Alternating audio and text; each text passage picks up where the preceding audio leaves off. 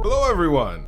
I hope you're ready for another adventure because today Wayne continues to read Winnie the Pooh by A. Milne. Always remember that as we go along with these adventures, all you have to do if you want to follow along and practice reading is press the CC button in your YouTube link. Remember, we always have someone who comes along for this adventure. And today, I think it's going to be one of Winnie the Pooh's good buddies, Rabbit. Are you ready for this adventure, Rabbit? I am too. Rabbit's ready. Let's jump in.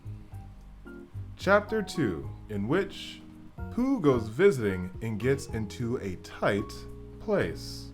Edward Bear, known to his friends as Winnie the Pooh, or Pooh for short, was walking through the forest one day, humming proudly to himself.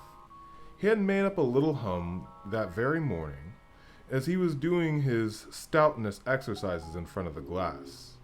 Tra-la-la-la-la, tra-la-la, as he stretched up as high as he could, and then tra-la-la, tra-la-la, oh help la, as he tried to touch his toes.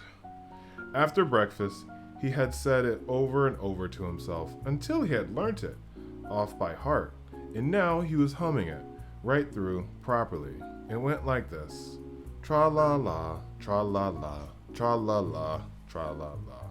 Rum-tum, tum, tiddly-iddly, tiddly-iddly, tiddly-iddly, tiddly-iddly, rum-tum, tiddly-tum. Well, as he was humming this hum to himself and walking along gaily, wondering what everybody else was doing and what it felt like being someone else, when suddenly he came to a sandy bank, and in the bank was a large hole. "Aha," said Pooh. "Rum-tum, tiddle-tum. If I had known anything about anything, that hole means rabbit," he said. "And rabbit means company," he said. "And company means food and listening to me humming, and such like. Rum-tum-tum-tiddle-um." So he bent down, put his head into the hole, and called out, "Is anyone home?" There was a sudden scuffling noise from inside the hole, and then silence. "What I said was, 'Is anyone home?'" called Pooh, very loudly. "No," said a voice, and then added, "You needn't shout so loud. I heard you quite well the first time." "Bother," said Pooh. "Isn't there anyone at all?" Winnie the Pooh took his head out of the hole and thought for a little. And then he thought to himself, there must be somebody there, because somebody must have said nobody. So he put his head back in the hole and said, "Hello, Rabbit? Isn't that you?" "No," said Rabbit, in a different sort of voice this time. "But isn't that Rabbit's voice?" "I don't think so," said Rabbit. "It isn't meant to be." "Oh," said Pooh. He took his head out of the hole and had another time to think before he put it back and said, "Well, could you kindly tell me where Rabbit is?" "He has gone to his friend Pooh Bear, who is a great friend of his." "But this is me," said Bear, very much surprised. "What part of me?" "What sort of me?" "Pooh Bear. Are you sure?" said Rabbit, still more surprised. "Quite sure," said Pooh. "Oh well, then come in." So Pooh pushed and pushed and pushed his way through the hole, and at last he got in. "You are quite right," said Rabbit, looking him all over. "It is you." "Glad to see you. How did you think it was?" Well, I wasn't sure.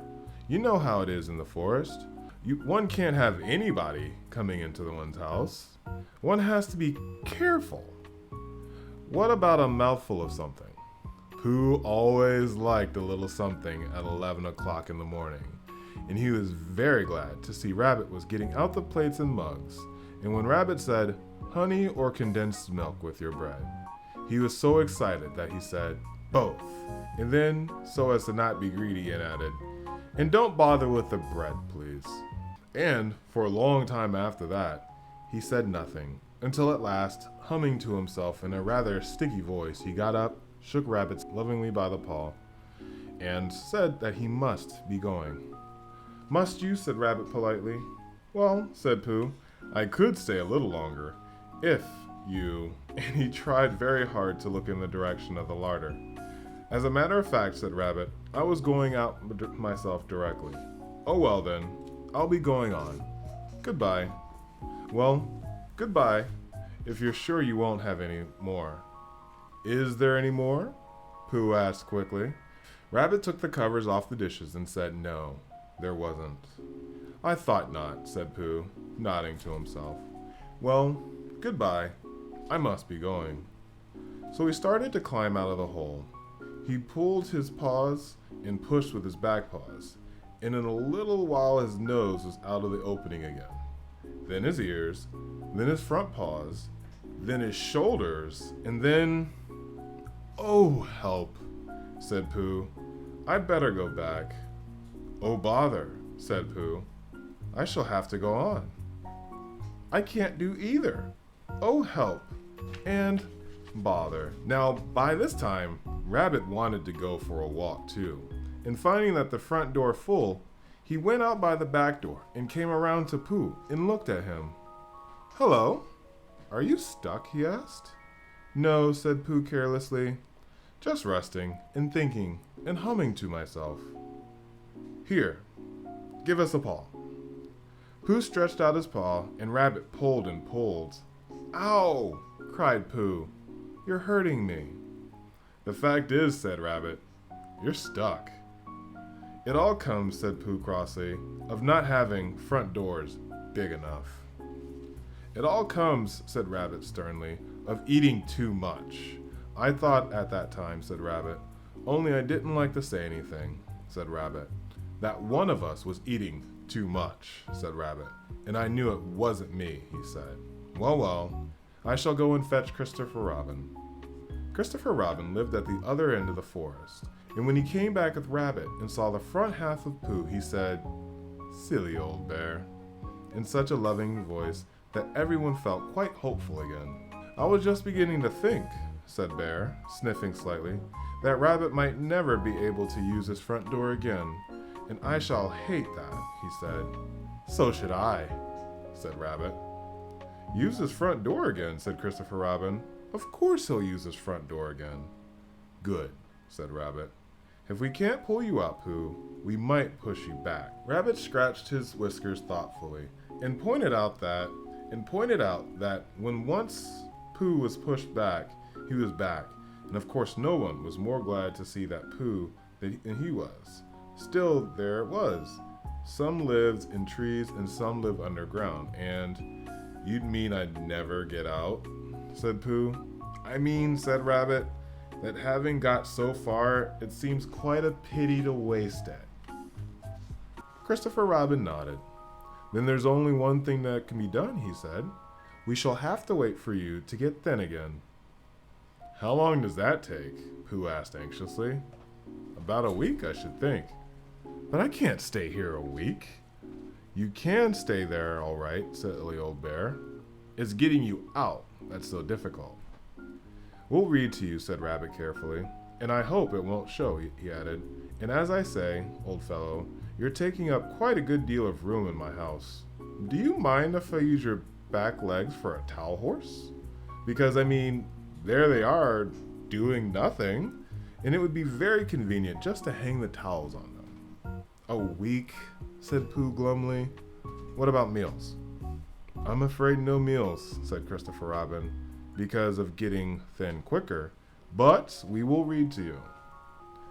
Bear began to sigh, and then found he couldn't because he was so tightly stuck, and a tear rolled down his eye as he said, "Then would you read a sustaining book, such as would help and comfort a wedged bear in great tightness?" So for a week, Christopher Robin read that sort of book at the north end of Pooh, and Rabbit hung his washing on the south end. And in between, Bear felt himself getting slenderer and slenderer. And now at the end of a week, Christopher Robin said, "Now." So he took hold of Pooh's front paws and Rabbit took hold of Christopher Robin, and all of Rabbit's friends and relations took hold of Rabbit, and they all pulled together. And for a long time, Pooh only said, ow, and oh, and then all of a sudden he said, just as if a cork were coming out of a bottle. And Christopher Robin and Rabbit and all of Rabbit's friends and relations went head over heels backwards, and on top of them came Winnie the Pooh, free. So with a nod of thanks to his friends, he went on with his walk through the forest, humming proudly to himself. But Christopher Robin looked after him lovingly and said to himself, silly old bear. Well, Rabbit, I am so glad that you got your front door back, and you were able to dry some towels off too. We'll see you on the next time here for this adventure, okay, buddy? And we'll see you on the next adventure here with Wayne Reads. Thank you for joining us, and we can't wait to see you again. Bye-bye!